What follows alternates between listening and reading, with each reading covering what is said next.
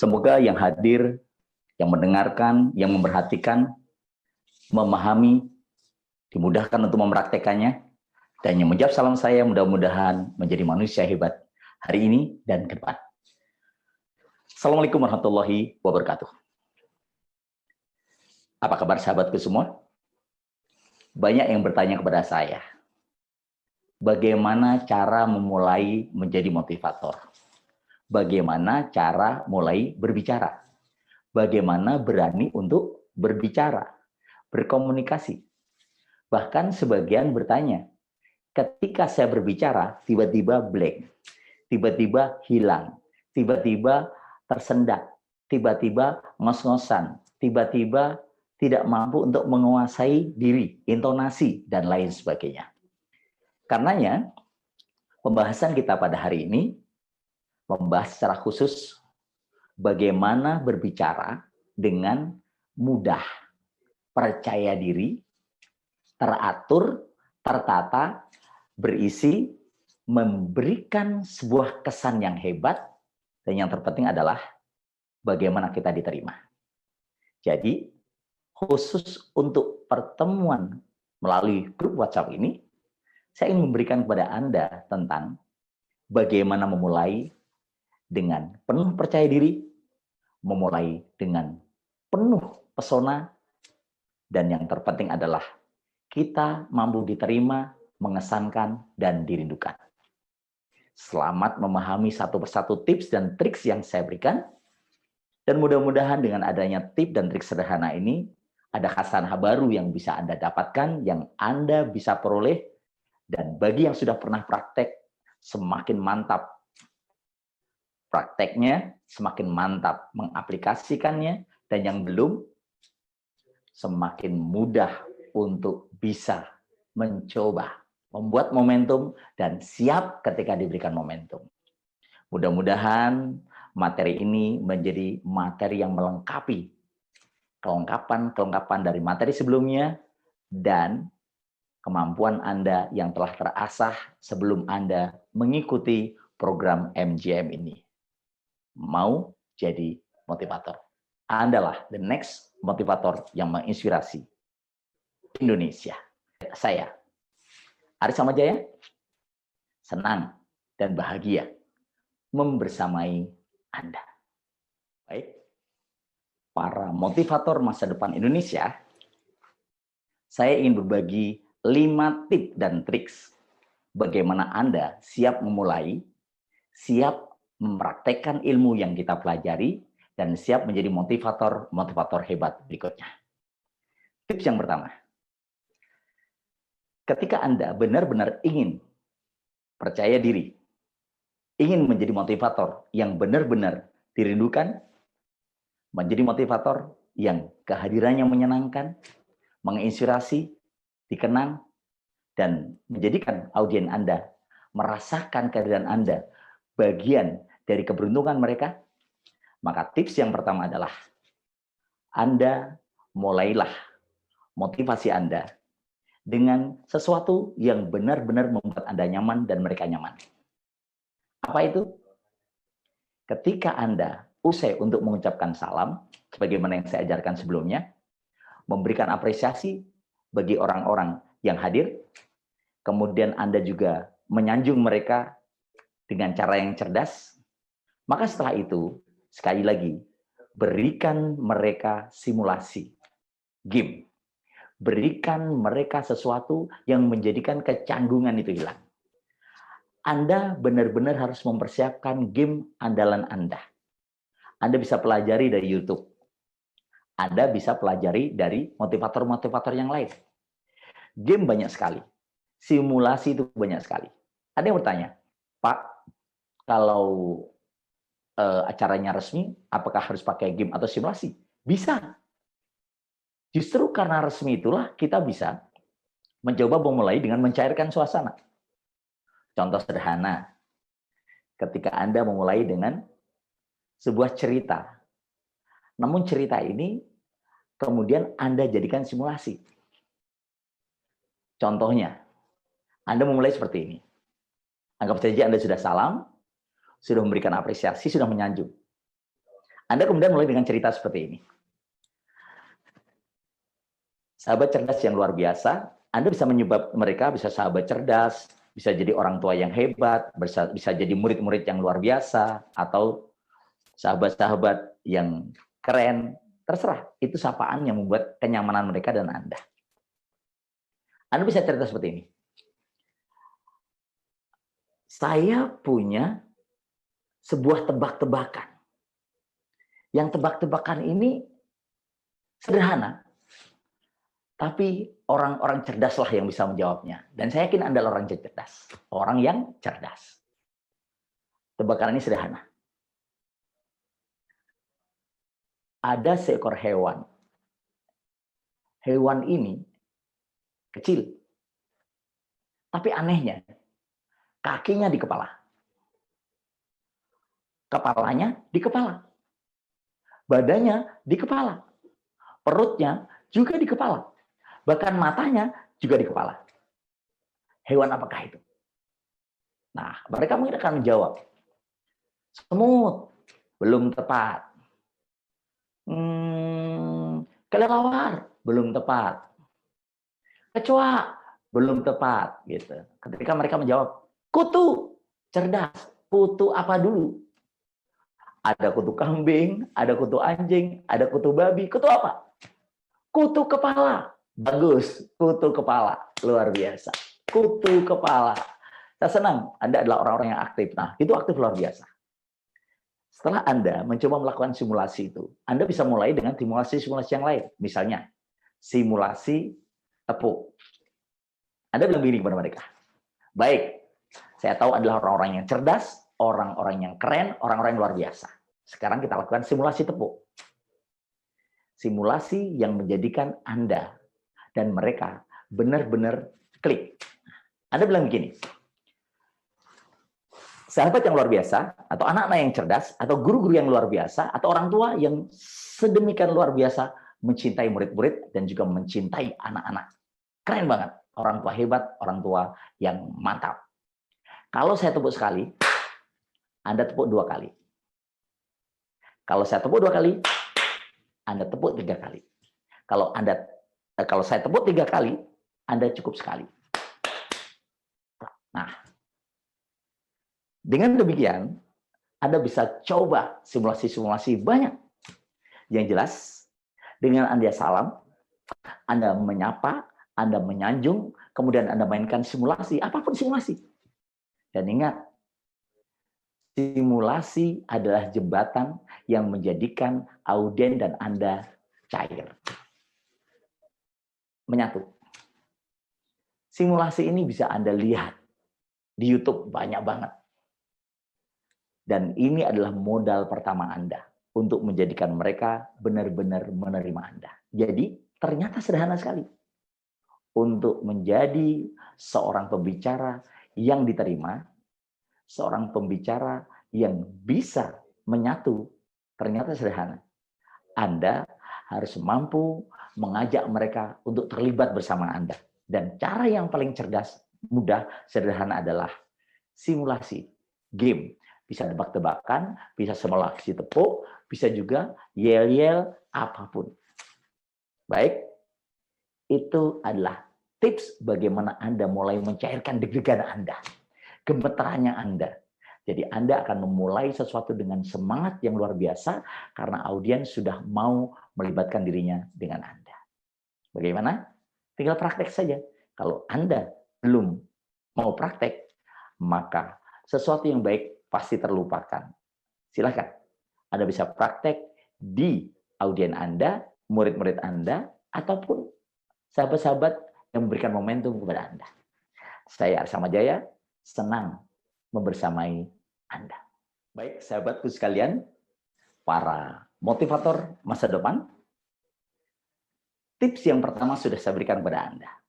Setelah ada salam, sapa, sanjung, berikan motivasi dengan cara simulasi. Tips yang kedua ini sederhana banget. Bagaimana? Ternyata orang itu senang kalau diceritakan. Senang banget kalau diberikan cerita. Jadi kalau Anda mampu bercerita mampu memberikan kisah, mampu memberikan sesuatu yang sifatnya menghibur, tapi konteksnya cerita.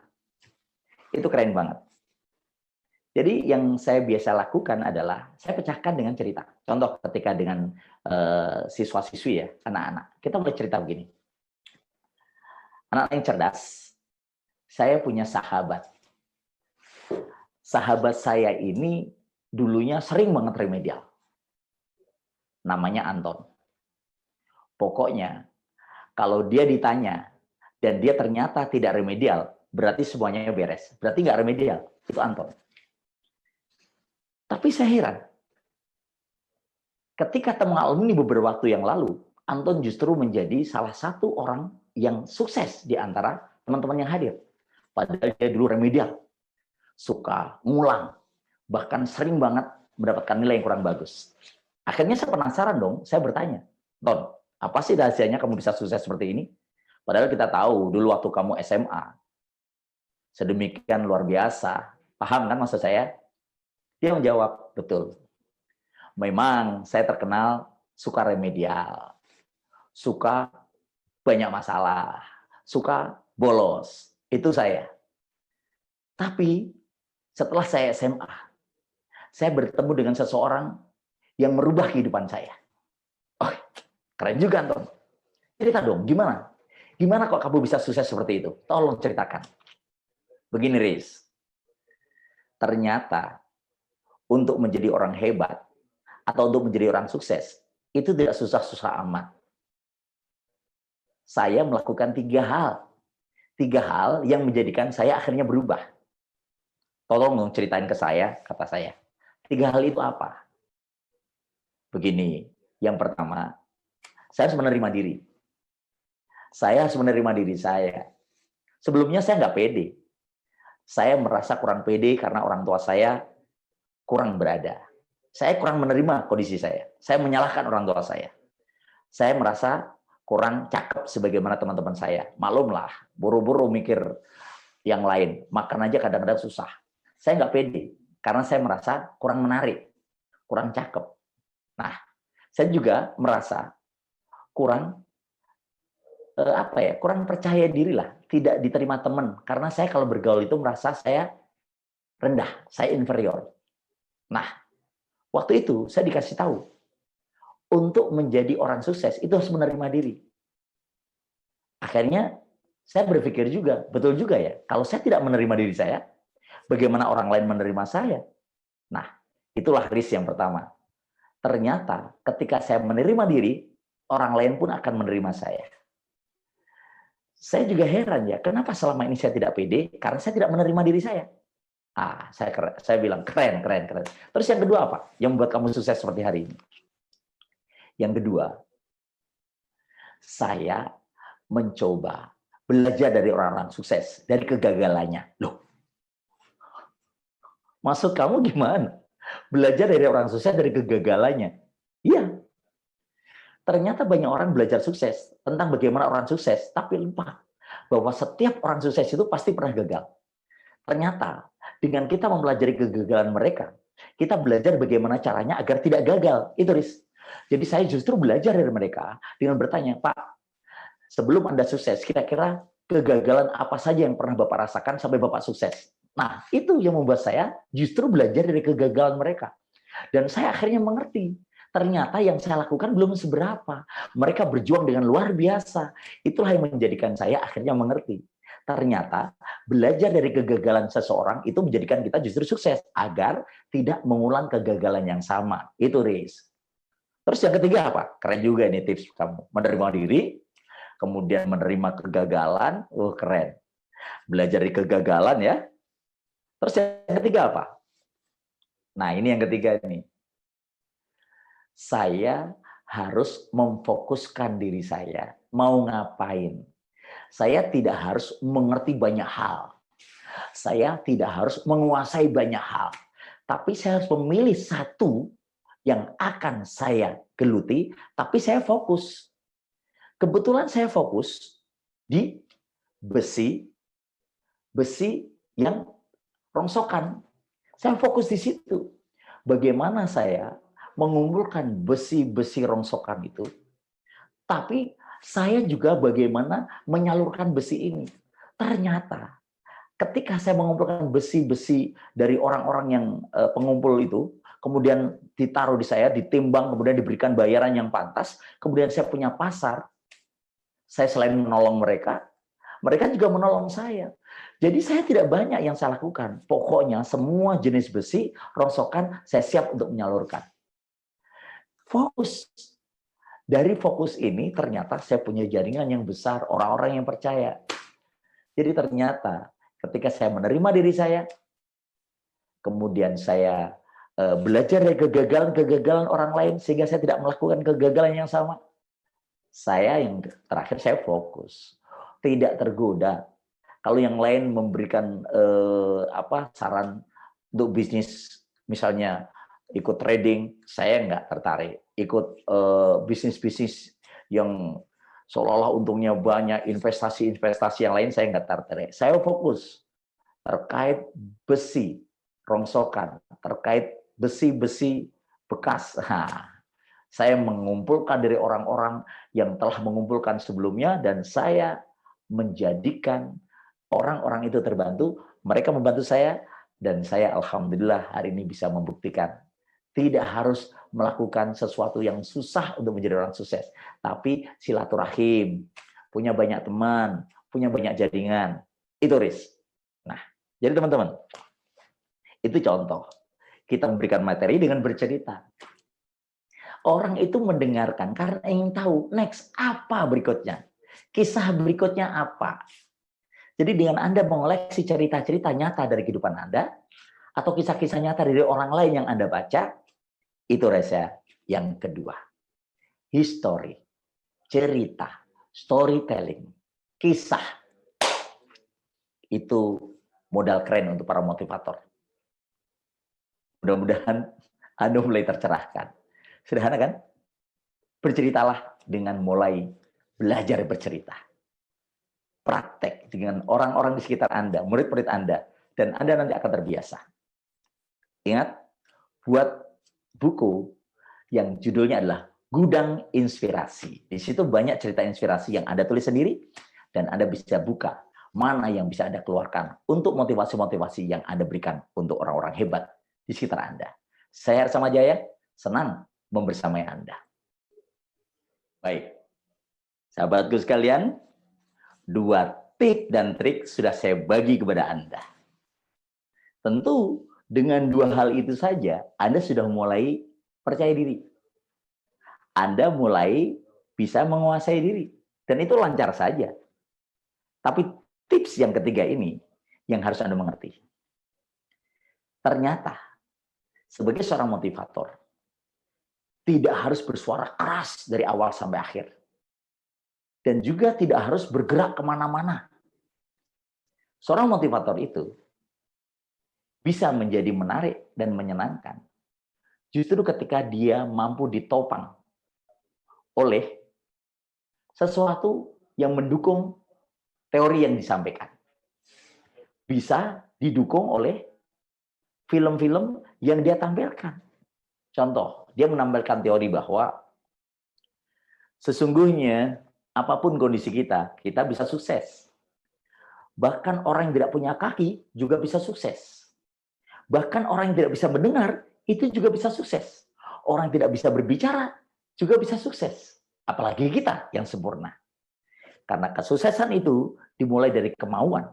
Diiringi dengan komitmen dan konsisten atas kemauan itu. Dan yang terpenting adalah terus belajar dan bangkit setiap kali gagal. Sehingga dia menemukan formula yang tepat untuk menjadi orang-orang yang layak sukses. Nah, ketika Anda mengatakan seperti itu, misalnya, Anda kemudian tampilkan dong video yang mendukung kalimat-kalimat Anda. Cari saja di YouTube.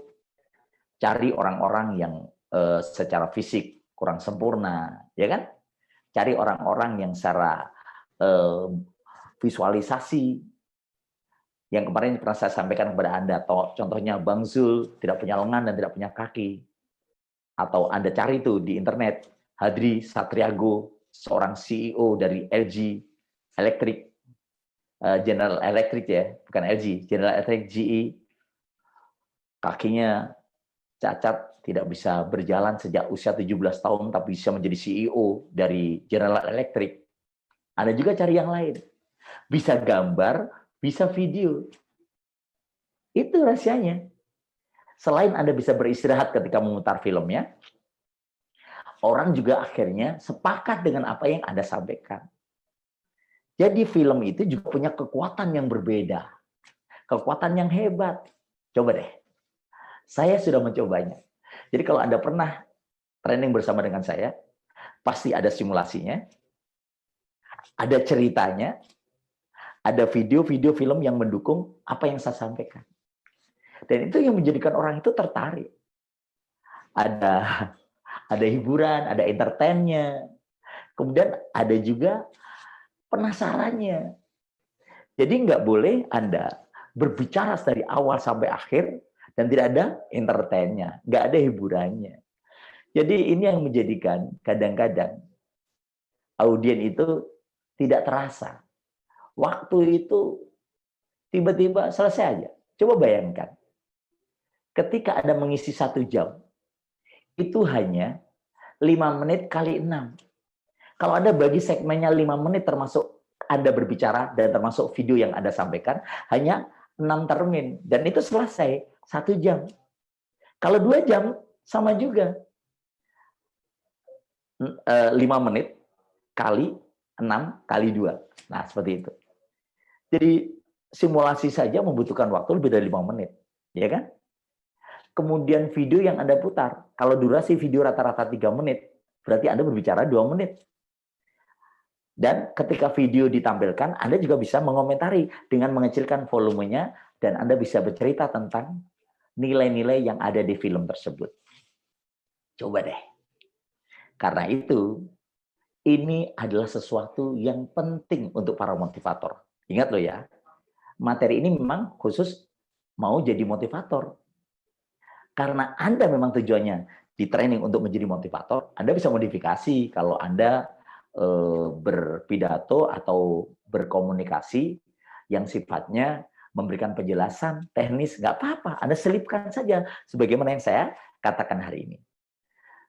Ingat loh ya, ini rahasia. Dan tidak ada rahasia lagi antara saya dengan Anda sekarang. Saya Sama Jaya, senang membersamai Anda.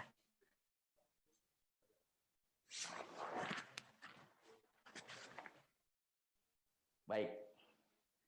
Bagaimana sahabatku? 3 tip dan trik sudah saya bagi kepada Anda. Keren kan? Masuk dengan simulasi, iringi dengan histori atau cerita, kuatkan teori-teori Anda dengan video yang mendukung. Yang keempat, ketika Anda praktekkan yang keempat ini, Anda akan menjadi luar biasa. Apa? Orang itu senang kalau diberikan surprise. Door prize, hadiah. Jadi di sela-sela materi, di sela-sela acara, Anda bisa memberikan semacam kompetisi. Hadiahnya tidak harus mahal. Bisa pen, bisa blok note, atau bisa buku yang Anda tulis. Ternyata ketika Anda bilang kepada mereka, contohnya gini, karena peserta hari ini keren banget, fokus, mendengarkan, dan saya takjub dengan Anda, maka saya akan memberikan door prize untuk Anda yang benar-benar siap untuk mendapatkan door prize ini. Nah, biasanya gitu. Atau siap mendapatkan hadiah ini. Kita tunjukkan hadiahnya. Kemudian saya bertanya kepada mereka. Saya angkat tuh buku yang saya tulis. Siapa yang mau buku ini? Nah, semuanya bilang, saya. Semuanya heboh. Saya mau. Saya ulang lagi itu ke mereka. Siapa yang bisa mau buku ini? Saya. Tiba-tiba ada yang maju. Langsung ngambil buku. Saya, Pak. Itu. Saya suka dengan yang seperti ini. Jadi ketika saya bertanya kepada Anda, siapa yang mau buku ini? Maka kemauan saya tidak cukup. Yang perlu Anda lakukan adalah aksi dari kemauan itu. Bergerak menuju ke titik apa yang Anda mau. Itulah kenapa teman kalian tadi dapat buku. Saya hanya bertanya kan, siapa yang mau buku ini? Dan semua mau. Tapi yang paling dekat juga hanya bilang mau, tapi tidak bergerak. Artinya adalah kemauan Anda harus diiringi dengan aksi nyata Anda. Itu contoh. Mereka senang. Anda bisa siapkan kok. Kemudian yang kedua, Anda bilang, tentu yang kedua tidak sama dong dengan yang pertama. Kalau yang pertama siapa yang mau, masa saya bilang siapa yang mau? Pasti Anda rebutan. Yang kedua,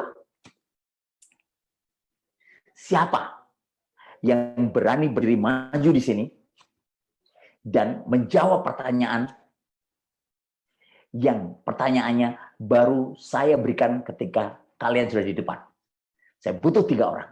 Wah, itu biasanya ada yang maju, ada yang enggak. Yang maju kalau lebih dari 3, Anda pilih 3 orang. Selebihnya silakan mundur. Bagus. Sekarang saya butuh 3 orang saja, karena hadiahnya kan hanya 3. Kemudian setelah mereka di depan, Anda bisa tanya, pertanyaan jangan rumit-rumit. Pertanyaan pertama, untuk yang pertama. Siapa nama? Anda tanya gitu. Rini, Pak. Bagus, Rini. Apa yang buatmu berani maju? Ya, saya berani, Pak.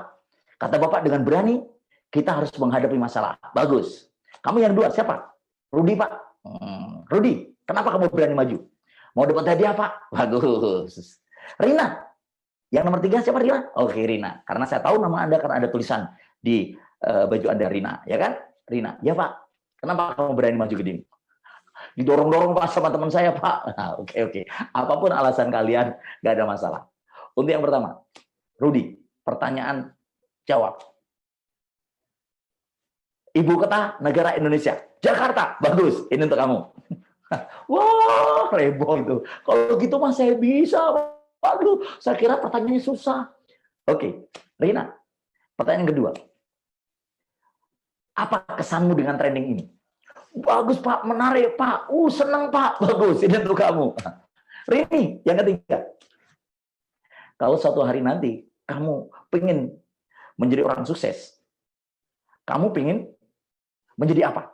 Dokter, Pak. Bagus, ini untuk kamu. Jadi kalau pertanyaan-pertanyaan jangan susah-susah. Kenapa? Karena mereka mau maju saja itu tuh bagus. Dan Anda langsung bisa. Mengapa saya mengapresiasi mereka bertiga? Yang pertama, mereka berani. Tepuk tangan untuk orang yang berani. Yang kedua, mereka adalah orang-orang yang berani mengambil peluang.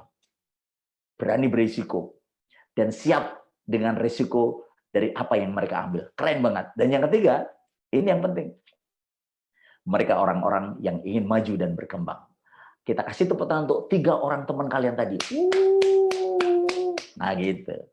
Jadi kuis, door prize, itu juga menjadi bagian dari sesuatu yang luar biasa bagi trainer atau motivator kepada audiennya.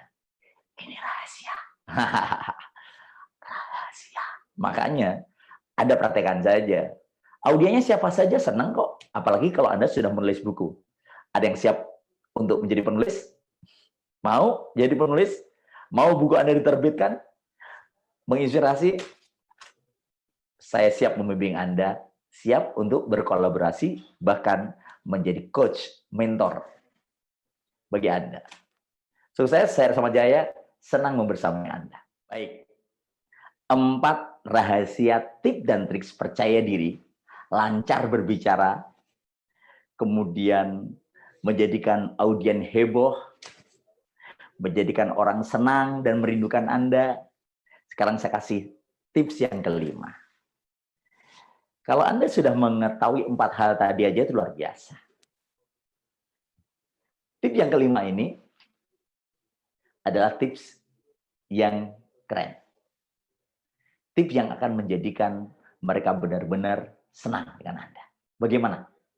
Libatkan mereka secara massal. Libatkan mereka bersama-sama, tapi tidak 1-2 orang, massal. Bagaimana caranya? Keren.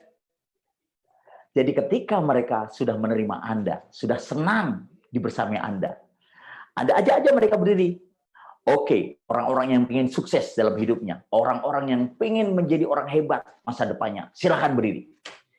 Yang pengen sukses, yang pengen kaya, yang pengen hebat, yang pengen mulia, yang pengen menjadi kebanggaan orang tua, silahkan berdiri. Nah, mereka berdiri semua. Ya kan? Mereka semua berdiri. Yang mau tidak mau mereka berdiri. Masa mereka nggak pengen sukses, nggak pengen bahagia? Terus Pak, kalau ada yang duduk nggak mau berdiri, abaikan.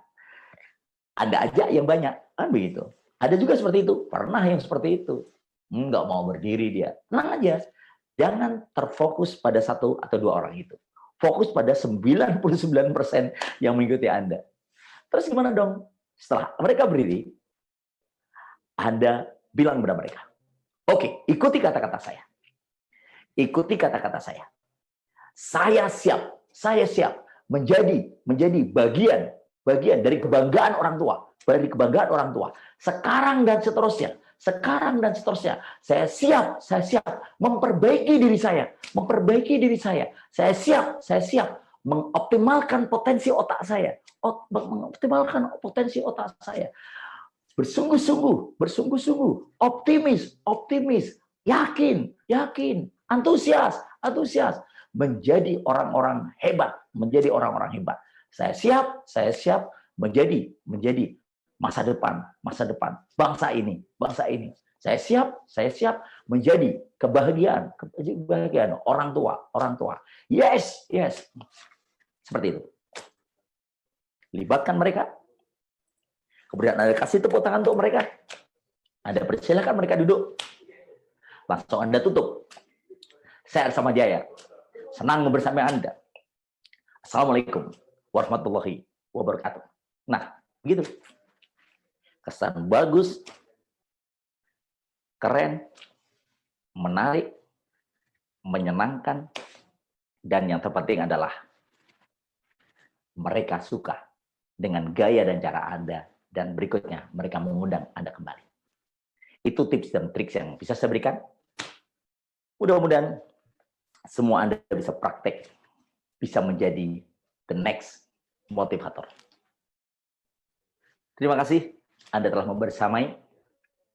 Kebersamaan mudah-mudahan tetap bisa berlanjut, menjadi sinergi, dan menjadi bagian dari kebaikan Indonesia. Anda dan saya bersahabat. Tujuh, saya Arsama Jaya, Mr. Sugesti, Indonesia. Assalamualaikum warahmatullahi wabarakatuh.